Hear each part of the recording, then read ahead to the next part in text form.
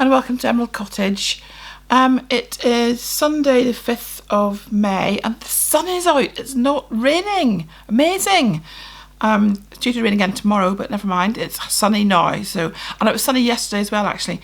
My name's Jill. This is my channel to talk about all things crochet, knitting, sewing, stitching, just generally crafting and other things that I get up to. I've got what might be quite a long episode today, possibly. I've got a few finishes, which is good. I've got several whips as usual. We've got the cracking of the whip segment, and then I went to WonderWool last week in Wales, which was an awesome day, and I've got a lovely haul to show you, so I'll share that with you as well. So let's just get straight into it, shall we? And the first thing I want to talk about is what I'm wearing, which is my virus shawl. I'm just going to take it off because I'm absolutely roasting. It's really warm in my craft room today. My virus shawl, just love it. I'm so happy with it. Let's see if I can hold it up for you. There we go. Isn't it beautiful? Really happy with it. So it's crocheted in this yarn here, Pebble Haze prints, which is, I don't know what you call this, I've talked about this before. Is it going to focus on it? Is it going to focus? No. There we go. Pebble Haze prints by Yarnsmiths.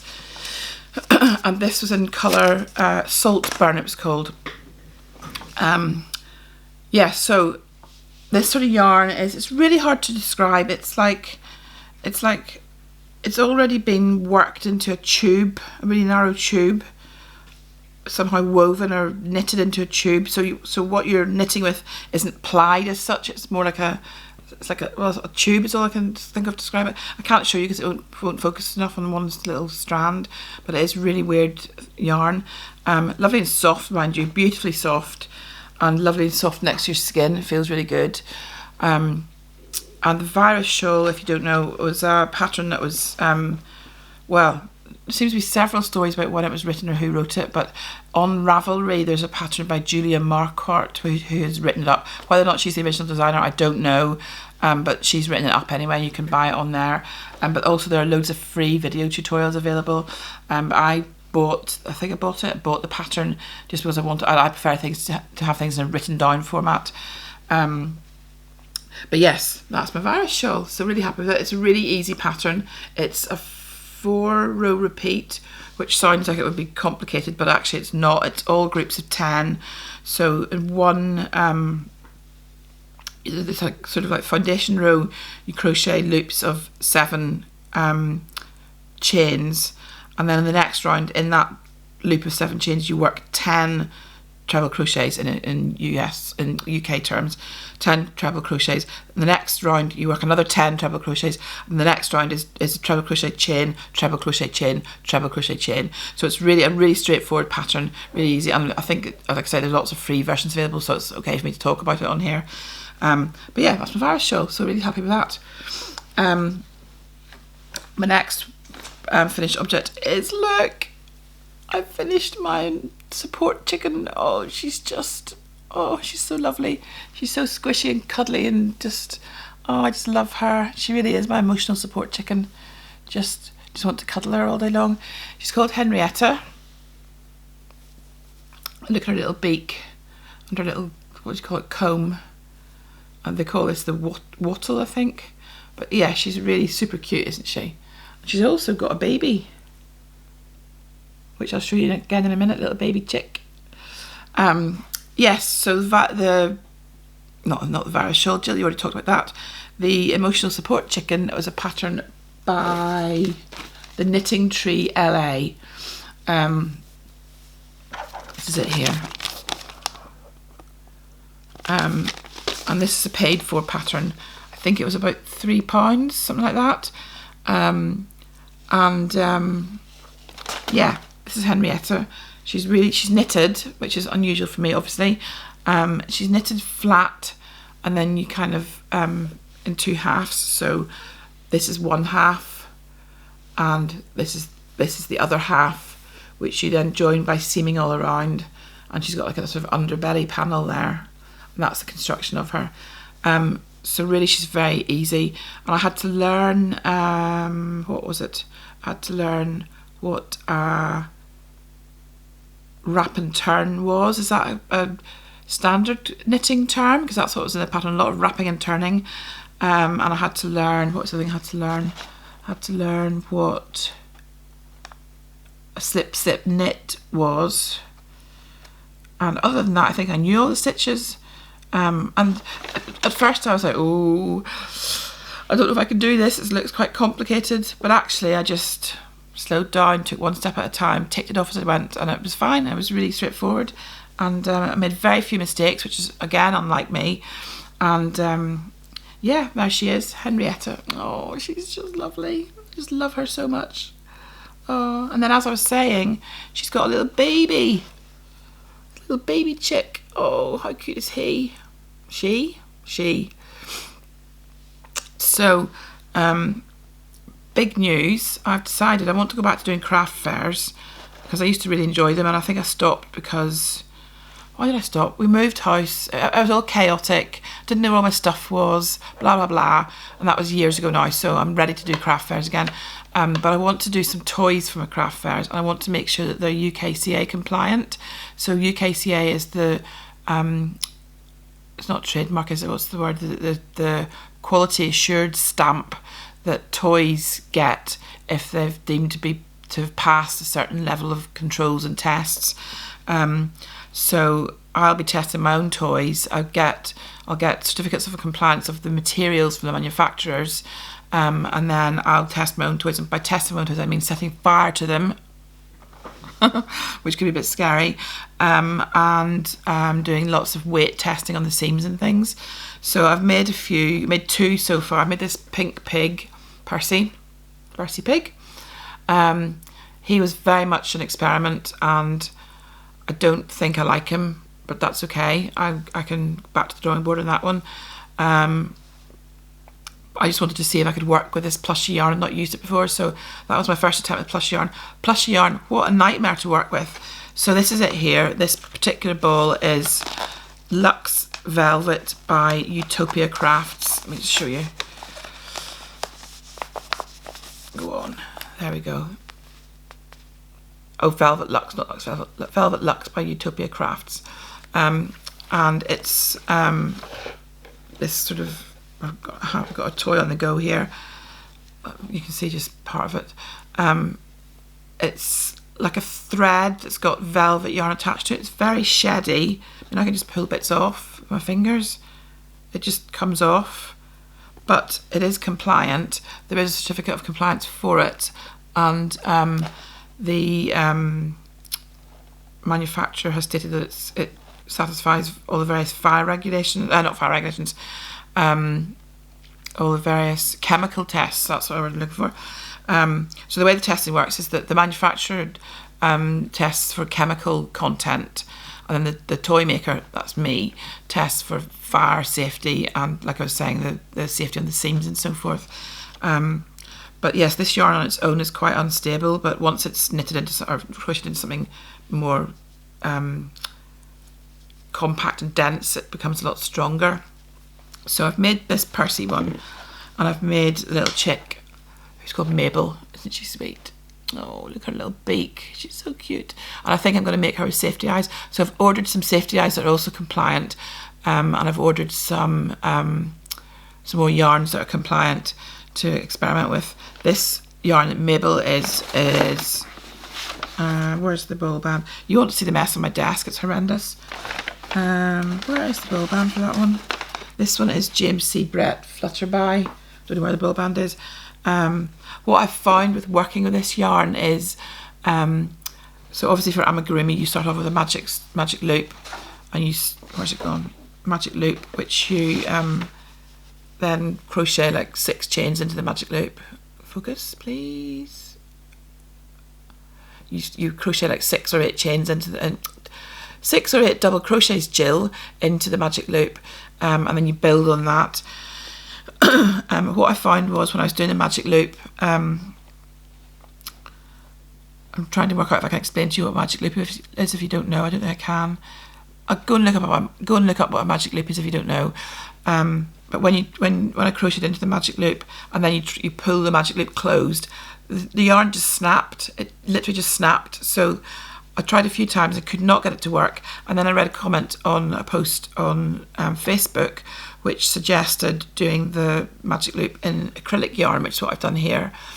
So I've used acrylic yarn for the magic loop. You can see there. Can you see? And then I've worked the chenille yarn into that acrylic magic loop and done it that way, and that seems to work. And also at the end, then when I close off at the very end, I'm also closing off with acrylic yarn as well, which again seems to work. So that's helped enormously. That was a really good tip that I read. The other problems working with it are it's very hard to frog, so you have to be quite careful not to make mistakes. And also it's a bit challenging when the ring's very small to count the stitches, because that's kind of, you can see there, they really kind of, there's not as much stitch definition as there would be if I was using, for example, cotton yarn. But I wanted to make these little plushies because they're just so soft. They're all lovely, just really soft and squishy, just really cute. So yes, that's Mabel, Henrietta's little baby. So there they are, mother and child together. Sweet. They're very quick to work up. I wanted to make some little, I'm calling them backpack buddies. So I've got little paper, I can't get my words out today, little paper backpacks to pack them in. They're really cute. So I'll show you those when they arrive. They're arriving hopefully this week, I think. So yeah, so that's two more finished objects, Percy Pig and Mabel the chicken. Oh. Right, what else have I got to show you? I think that's all for finished objects actually. You won't see my desk, it's just horrendous. In fact, I'll show you.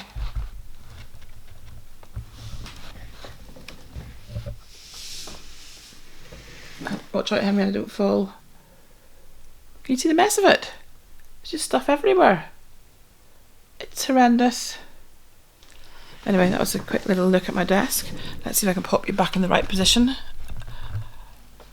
Is that roughly about right, do you think? That'll do, won't it?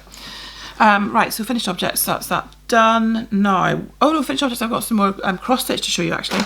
So cross stitch projects, I'm working on these two stitch alongs, which are year-long stitch alongs, and I've done the April segments for both of them.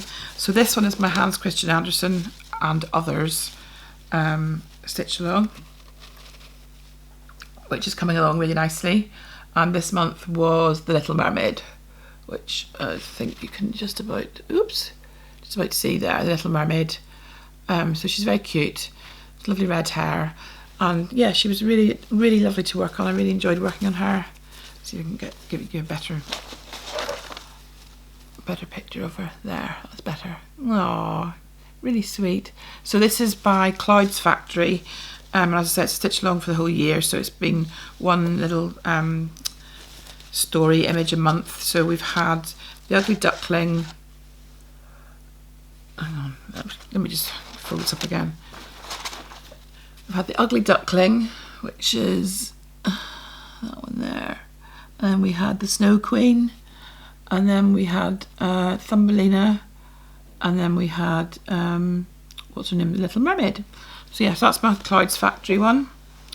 Then I've got my Stitcher's Paradise one, which is a pattern that's been released in World of Cross Stitching magazine every month, by Durene Jones. Durene, I'm not quite sure how you pronounce it. You spell her name D-U-R-E-N-E. It's quite unusual, but I think she says Durene. Anyway, Durene Jones, and this is it here. It's really pretty. So last month I was a bit behind and I had to work on March and April.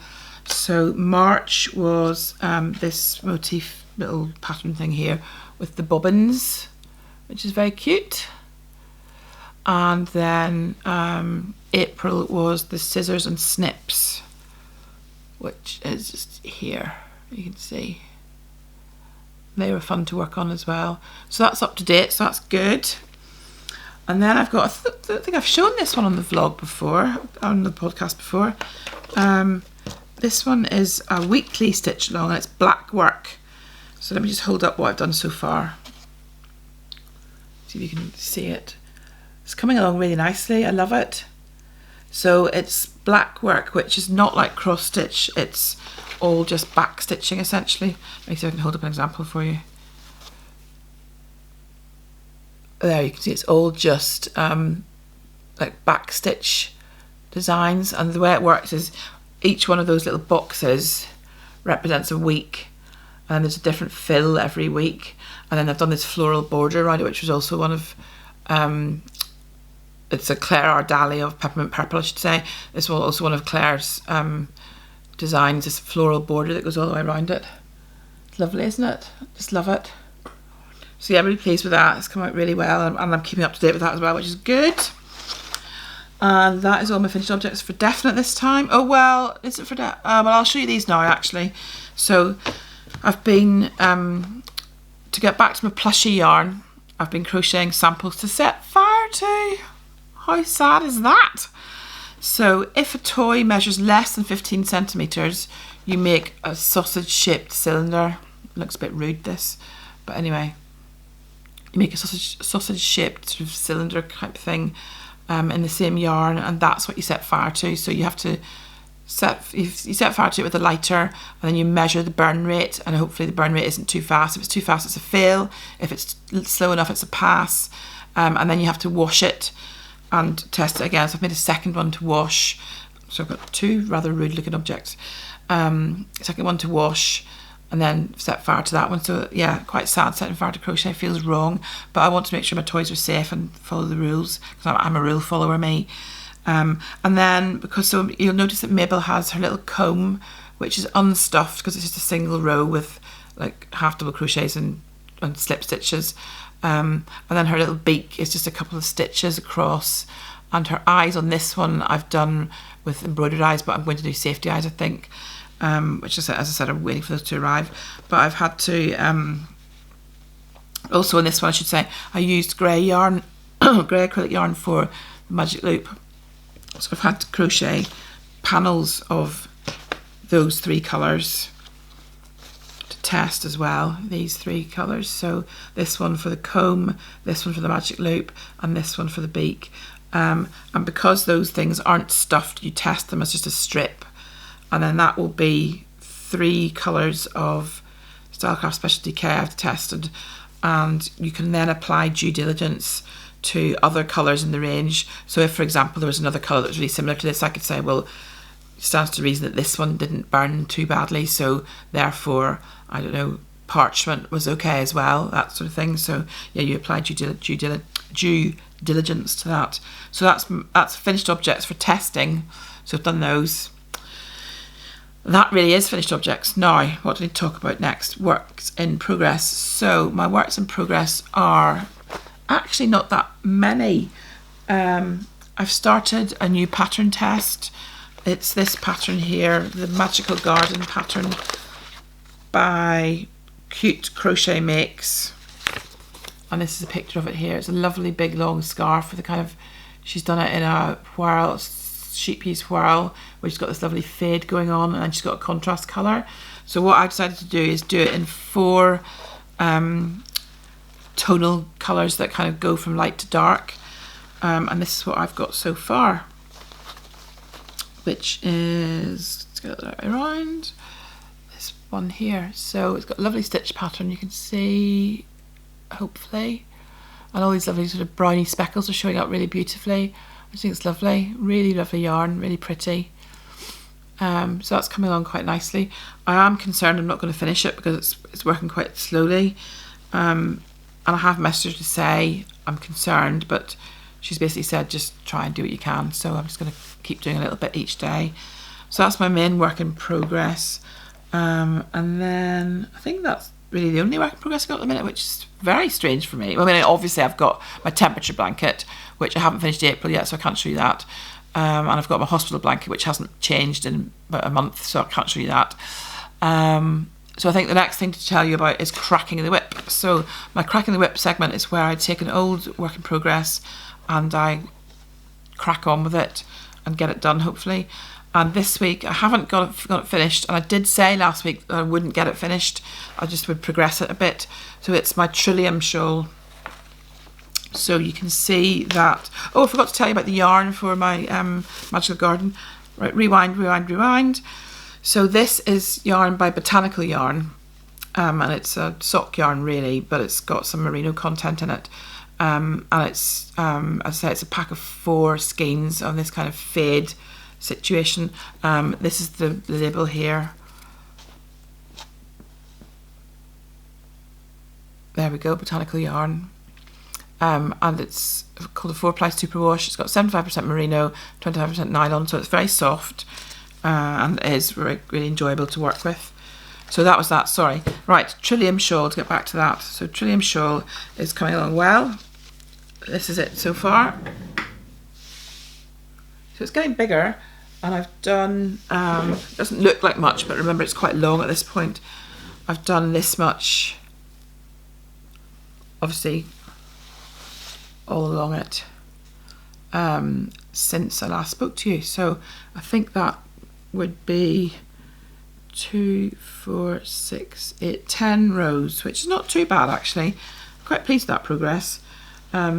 You can see how much of the yarn I use. So I started this yarn, which is this Rico Skywave Superba, and I started this ball or skein, whatever you want to call it, last time, and I've done quite a lot of it. Look, the roll band's really loose on it now, so yeah, that's coming along quite well, so quite pleased with that. Again, it's a very simple pattern. It's a 2-row repeat. I won't tell you what the is it a free pattern actually? Can't remember if it's a free pattern or not, but it's got these little puff stitches. Is it going to show you these puff stitches here, which mean it's quite a yarn eater, but that's okay because it's lovely and squidgy now once you finished it. It's not very soft yarn, this, that's one thing I will say. It's 75% wool, 25% polyamide, and it's not the softest, so not quite sure if I'll wear it much when it's finished, but I'm enjoying making it. So that's to me that's the main thing. I'm very much a process crocheter or process knitter. So that's cracking the whip. So the next thing I want to talk to you about is WonderWool. So I decided quite last minute to go to WonderWool last week, and it's in Wales, and the venue is about 3.5 hours drive from my house, so it's quite a considerable journey. So if I was to drive that far, I've got to take my husband's car, because my car is a little electric car which doesn't have enough charge in it to get that far. You'd have to stop for hours and hours and hours to charge on the way. Husband's car is also a electric car, but his is a faster charging one than mine, so it's okay to charge it en route really, whereas mine you wouldn't so much. Mine's very much designed to drive around town in the day and then charge it overnight. Anyway, that's enough about cars. So I said to my husband, do you fancy coming to Wales with me for the day and driving me? And he said okay. And had a bit of a conversation about what would he do when I was there. And he said he would just sit in the cafe with a coffee and his laptop. So off we trot to WonderWool, and the journey there was quite stressful. We found a road closure, and we had to go down all these little country tracks that were really narrow and scary. And we came across one bit where the road went up and then turned really sharply to the right, so like at a sort of 60-degree angle. It was really sharp, and it was uphill. So as you were turning around the corner, which we couldn't make in one go, but we had to do like a 3-point turn. As we were doing that, the belly of the car ground on the hump of the earth before. Oh God, it was just awful. And I was sat there going, I'm really sorry I asked to do this, I'm really sorry. So stressful. Anyway, we got there fine. WonderWool is in the Royal Welsh Showground, which is like a big sort of warehousey type, like a massive shed, which doesn't make it sound like much at all, but it's a massive building, but it's very much feels like it's indoor. It's got an undercover, but it feels like it's outdoor. It's very cold, so there was no nice warm cafe for my husband to sit in, and anyway all the cafe areas were absolutely heaving, so he ended up just sitting in the car and just waited for me in the car. He's got Netflix in his car, so he just sat and watched that with a coffee, and then I had about 3 hours around the wool show on my own, which was lovely. I did then also meet lovely Ness from the Cornish Stitcher for coffee, which was really nice. We had a lovely old chat. We could have just stayed there for hours chatting, so I'll insert a picture of us at the end. But I did get some footage of some of the stalls that I shopped at, so I'll insert that now for you to have a look at.